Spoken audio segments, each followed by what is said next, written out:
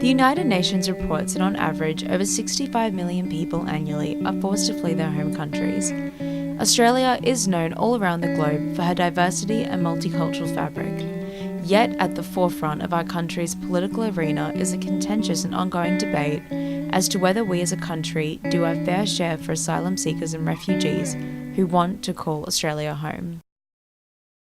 What Islam stands for, it is not compatible with our country.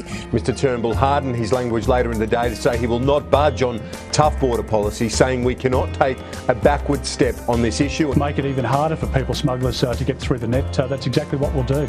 We have to stop immigrating more people into Australia who have Islam background. Yeah. Let the Muslim countries take them. Many people in this nation are in fear of expressing how they truly believe about this, because we do have terrorism. We have people out there with the guns and knives prepared to kill an Australian.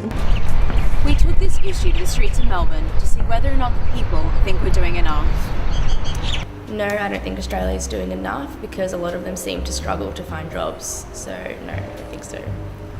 I don't think so, because I think that they hide a lot of what happens behind the scenes, and they create a lot of issues, and it makes it hard for them to kind of settle in. No, I don't. I don't think we have enough infrastructure or housing to maintain that at the moment. I don't think we're even doing anything and making moves to do that sort of thing. I think there's definitely always more that Australia could be doing to welcome people that have come from such a vulnerable circumstance. So no, I don't think we're doing enough. With an already culturally diverse makeup, you would think Australia is in a perfect position to welcome these people into our country. The Coalition has always supported the reality of Australia as a multicultural society. Always have and always will. Whatever we are doing is sort of vastly outweighed and just overwhelmingly swamped by the amount of harm that we're doing in the first place. Women having their hijabs ripped off, the sort of violent threat, or the economic oppression where refugees are way more likely to be underpaid, to be hyper-exploited, to not have access to basic human necessities like housing and clothing. I think those are the very, very basic things the Australian government should be providing these people. They've done absolutely nothing wrong except flee and fear for their lives. In terms of, integration and things like that, I think investing in decent quality jobs for everyone, investing in cheaper housing and things like that for everyone, and ensuring that people who are in really sort of poor conditions or unfortunate conditions and things like that are actually able to get here, and they're not suffering under really, really onerous visa restrictions that prevent them from joining things like trade unions, that prevent them from taking industrial action if they're being exploited by employers, which often happens.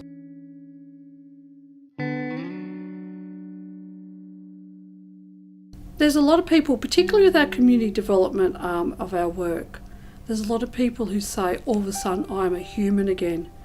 The whole asylum seeker system actually dehumanises people. When they come by boat, they're given a boat ID, and when they're in immigration, that's what they're called by their boat ID.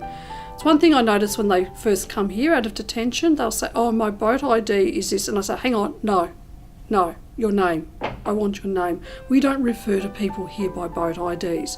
So as time goes by, we find people are starting to stand tall, and they say, thank you for treating me like a human being. If we give them volunteer work here, they just say, thank you so much. We can contribute, we can learn things. And they actually say, thank you, because this is the first real contact we've had with Australian people.